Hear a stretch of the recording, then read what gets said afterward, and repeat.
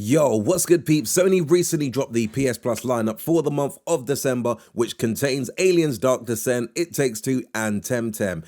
Keeping it real, this lineup is stirring the pot in the community. Some folks think it's fantastic, while others are out here cancelling their subscriptions. So definitely let's dive into it to see whether this is a decent lineup or whether we do need to question Sony's decision here. It's an epic day set upon the high seas.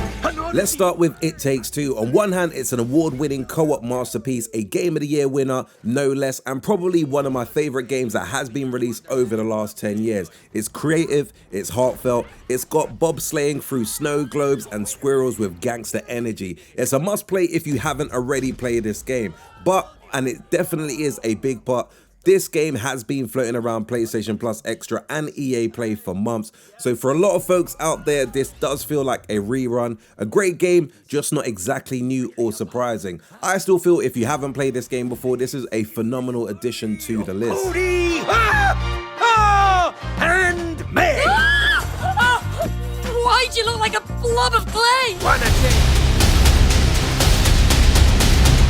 Next up, we've got Alien Dark Descent, which is a very cool game if you are into tactical squad-based games. It's all about keeping your Marines alive while xenomorphs try to turn them into snacks. Now, it's tense, strategic, and definitely permanent deaths add stakes to this game. But let's be real, this isn't exactly the flashy blockbuster people were hoping for in a December lineup. It feels a solid mid-tier pick, but not the big wow factor you'd expect when Sony's been hyping up new consoles and charging more for subscriptions. So I do feel the sentiments around this specific game, but yet again, this is another decent game if you haven't played it before and you are into tactical shooting games. Let's get out of here!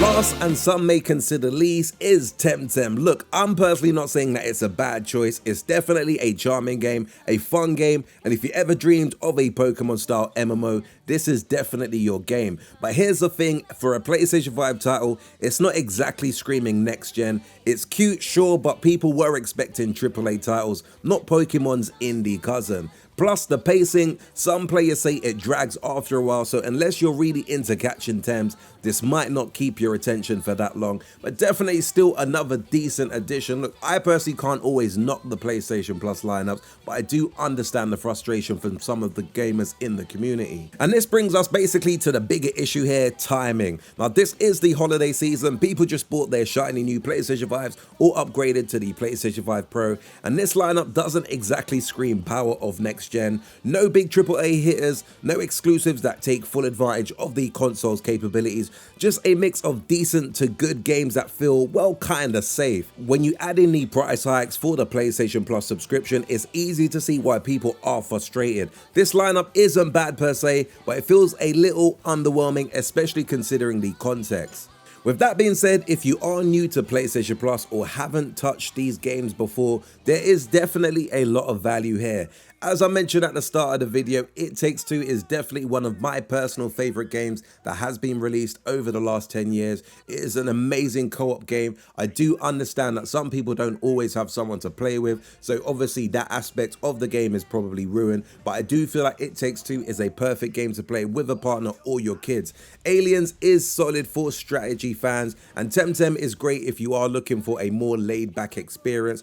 But I guess if you have been in the ecosystem for a while, you probably are sitting there thinking, why am I paying more for this? And honestly, that is definitely a fair criticism. I personally think it's still a really good lineup for those who haven't experienced it before, but I do understand the frustrations. Anyway, peeps, do let me know your thoughts in the comments below. What do you make of the PlayStation Plus lineup for December 2024? Especially considering that this is the 30th year anniversary. Did you expect to see a little bit more excitement from the game lineup, or do you feel like this is justified? As always, if you did enjoy this quick urban gameplay video, be sure to hit the like button. Do hit that subscribe button if you haven't done so before. And until next video, we definitely say peace out, peeps. I got this. Give me some space. I need to think.